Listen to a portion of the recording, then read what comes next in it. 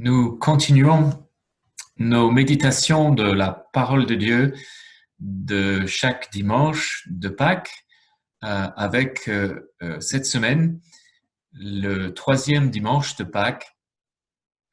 Les premiers dimanches de ce temps de Pâques nous présentent les apparitions de Jésus à ses disciples. Ils sont désemparés, enfermés face à la mort.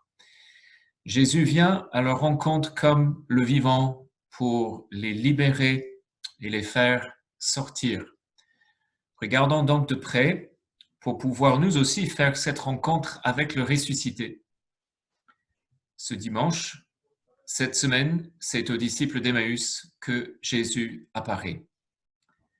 Le premier jour de la semaine, ils se laissent rejoindre par Jésus. Cette rencontre se vit ensuite en faisant route ensemble, en parlant entre eux des événements de ces jours, en s'entretenant et en s'interrogeant, et enfin en accueillant l'étranger. Suivons-les pour nous aussi nous laisser surprendre par une vie nouvelle dans les circonstances difficiles actuelles. Le premier jour de la semaine. Le premier jour de la semaine, dans le récit de la Genèse, est le jour où la lumière est créée.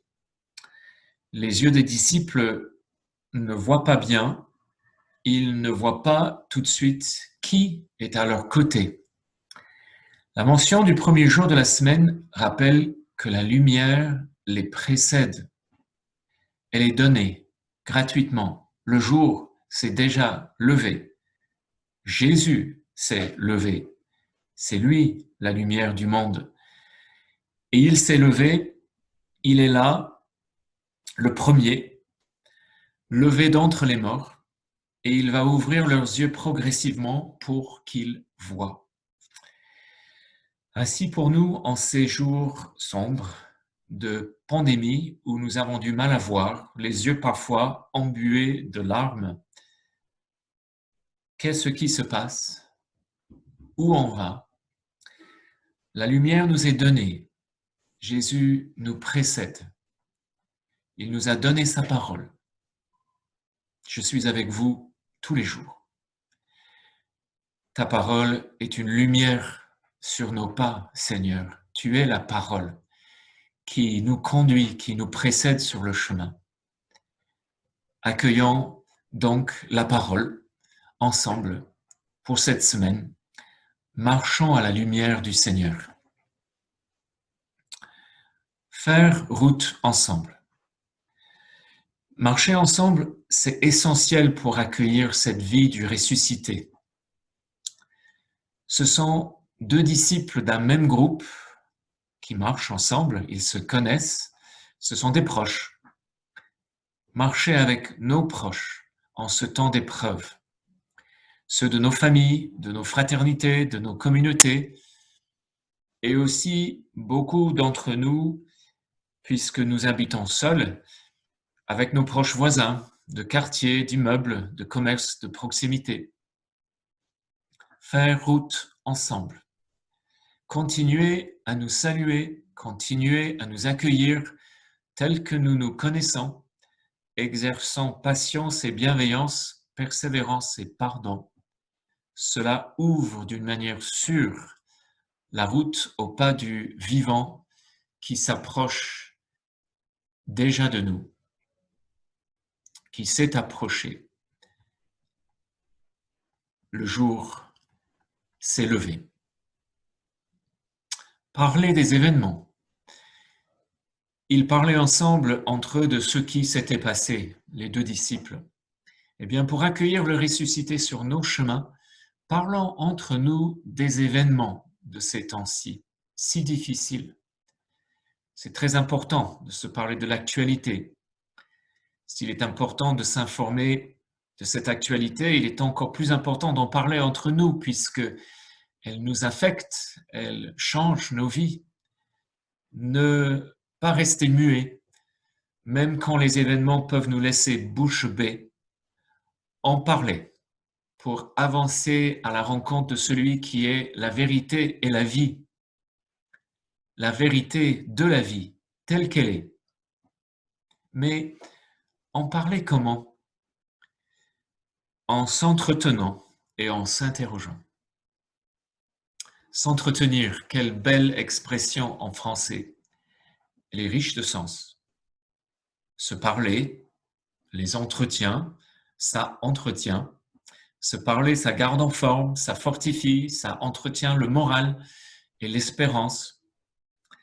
S'entretenir, ça veut dire aussi littéralement se tenir entre, c'est-à-dire se soutenir, se tenir entre nous, se confirmer ainsi.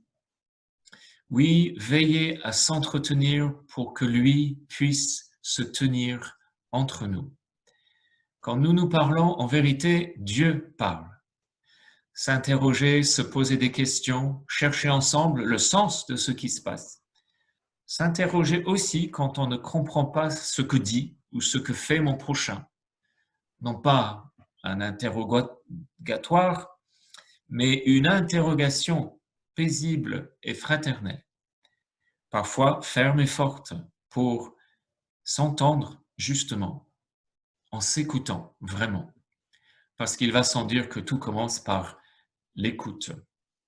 C'est ainsi qu'en parlant entre nous, en entretien et en question, c'est ainsi que Jésus s'approche et marche avec nous, ses disciples d'hier, comme pour ses disciples d'aujourd'hui.